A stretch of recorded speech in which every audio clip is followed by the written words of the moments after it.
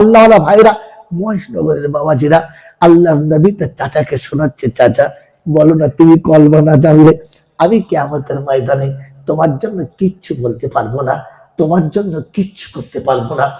আমার আল্লাহ ভাইরা, গজলে শোনাচ্ছিলাম ওহুদের প্রান্তরে চাচা আমির হামজা যখন শহীদ হয়ে গেল, আরো যারা কামুক মক্কায় গেছে, আরো যারা ওমরায় গেছে, আরো যারা মদিনায় জিহাদ করতে গেছে, ওহুদের পাহাড়ের পাশেতে 70 জন সাহাবা এক জায়গাতে শহীদ শুয়ে আছে, 70টা শহীদ শুয়ে আছে। ওর সর্বপ্রথম লাস্টের দিকে দেখবেন একটা সব থেকে বড় মাজার, ওটা হলো হযরত হামজা এক পাশে শুয়ে আছেন।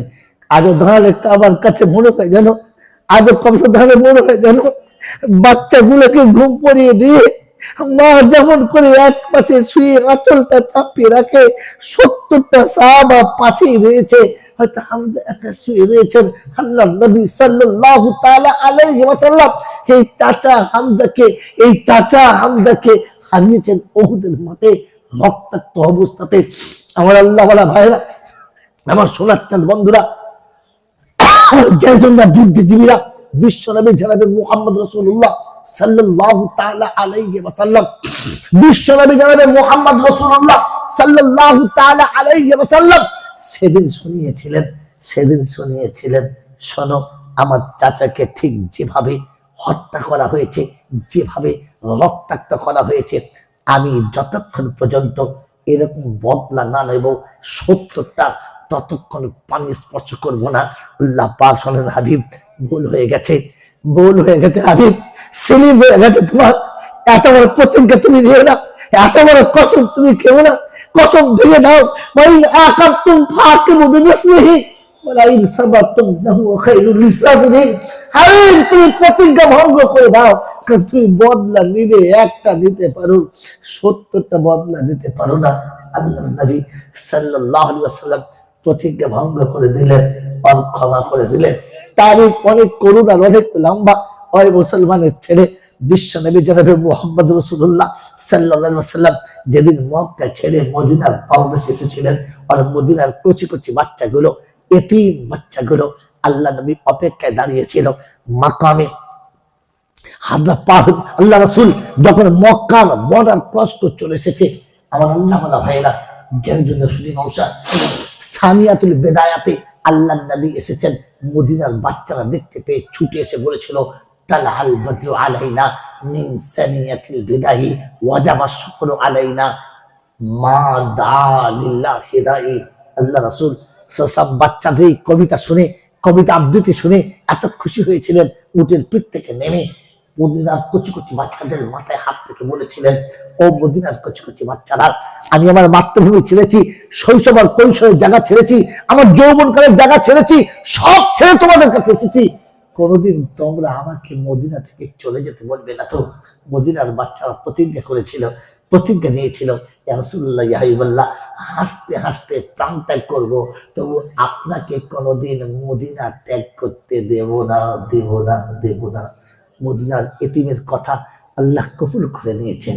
তাই আল্লাহ রাসূল মক্কা ছেড়ে আসার সময় কথা বলে এসেছিলেন, মক্কার মাটি তোকে স্পষ্ট করে বলে যাচ্ছে, শুনে রাখ, আমি যদি দেশে থাকি ফিরে আসবো, মক্কায় ফিরবো, এবং মক্কা তোকে ভুলি নাই, তোকে ভুলবো না, আবার তোর কাছে ফিরে আসবো।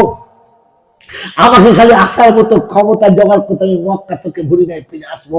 কিন্তু রাসূলের প্রতিজ্ঞাকে কাটাপ করে দিয়েছে, আর এতিমের প্রতিজ্ঞাকে আল্লাহ কবুল করে নিয়েছে।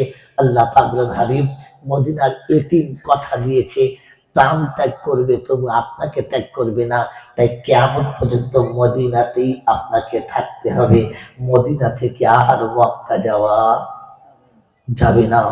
উহুদের প্রান্তরে আল্লাহ রাসূল যখন শাহাদাত বরণের খবর উঠে গেছে, মক্কার কচি কচি বাচ্চারা স্তব্ধ হয়ে গেছে, রাসূলের মুখের দাঁত ভেঙে গেছে, মুখটা ব্যথা হয়ে গেছে, কপালে তীরের আঘাত লেগেছে, আল্লাহ রাসূল অচৈতন্য অবস্থায় গর্তের ভিতরে পড়ে গেছে। বহু কষ্টের পরে মক্কার সমস্ত, মদিনার সমস্ত মানুষ ছত্রভঙ্গ হয়ে গেছে। গোটা মদিনায় কেন, গোটা মক্কায় সব জায়গায় খবর হয়ে গেছে, মুহাম্মদ শেষ, ইসলাম শেষ, আর কিছু করার নেই।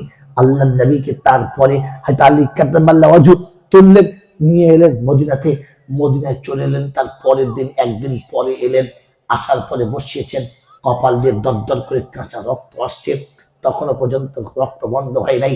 হযরত ফাতেমাতুজ জোহরা খেজুরের চাটাইকে পুড়িয়ে ছাই করে বাপের এই ফেটে যাওয়া জায়গাতে চেপে ধরে বসে আছেন রক্ত বন্ধ করার জন্য। আমার আল্লাহ ভাইরা, আল্লাহ রাসূল বললেন, সাহাবীরা তোমরা আমাকে একটু ছুটি দাও, আমি একটু ঘরের ভিতরে গিয়ে আরাম করি, আমার খুব কষ্ট হচ্ছে, আর বসতে পারছি না। আমার বন্ধুরা, আমার আল্লাহ ভাইরা, আল্লাহ নবীর এই কথা শুনে সব সাহাবী সাহেব নিয়েছেন। আবু বকর সিদ্দিক কাছে গেলেন, ওর কাছে গিয়ে বলে, আল্লাহ হাবিব একটু অপেক্ষা করেন, আমার মা বাপ আপনার পায়ে কুরবান যাক, আপনি একটু অপেক্ষা করেন, তারপরে আপনি আরাম করবেন, আমরা আপনার সেবা করব। আল্লাহ রাসূল বলেন, আবু বকর দাঁতের যন্ত্রণায় মুখ খুলতে পারছি না, কপালের যন্ত্রণায় বসতে পারছি না, আমি আরাম করি তুমি পছন্দ করো না, আমি আরাম করি তোমার ইচ্ছা যায় না।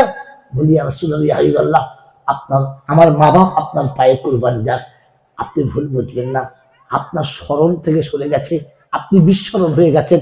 মনে পড়ে যেদিন মক্কা থেকে মদিনা এসেছিলেন, মদিনার ছোট্ট ছোট্ট বাচ্চাগুলো আপনার কাছে প্রতিজ্ঞা করেছিল, হাসতে হাসতে প্রাণ ত্যাগ করতে পারি, আপনাকে ত্যাগ করবো না। আল্লাহর হাবিব, কাল যখন ঘোষণা হয়েছিল আপনি শাহাদাত বরণ করেছেন, মদিনার দুধের বাচ্চা মায়ের কোলে যে দুধ টেনেছে, দ্বিতীয়বার দুধটা টানে নাই, যারা রাস্তায় খেলতে নেমেছে ওখানেই বসে আছে, এখনো বাড়ি ফিরে নাই, যারা জঙ্গলে গেছে তারাও ফিরে নাই, ওইখানে বসে প্রতিজ্ঞা নিয়েছে, ওইখানে বসে প্রতিজ্ঞা নিয়েছে, এখানেই মৃত্যুবরণ করবো, তুমি এখান থেকে ফিরে যাবো না।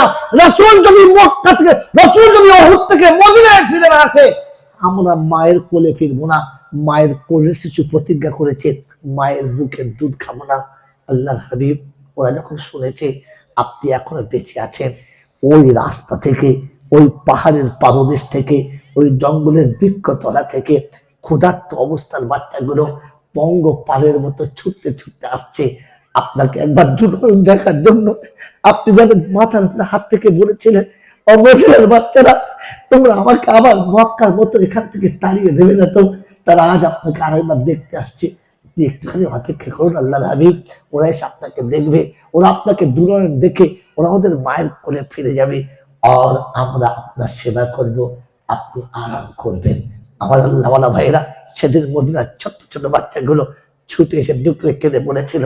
আল্লাহর হাবিব, হাসতে হাসতে প্রাণ দিতাম, মায়ের কোলে ফিরে আসতাম না। আমরা ওই আল্লাহর কাছে প্রতিজ্ঞা করছিলাম, আল্লাহ হয় তোমার রাসূলকে ফিরিয়ে দাও, আর তা নাহলে যেখানে আছি এখান থেকে আমাদেরকে তুলে দাও।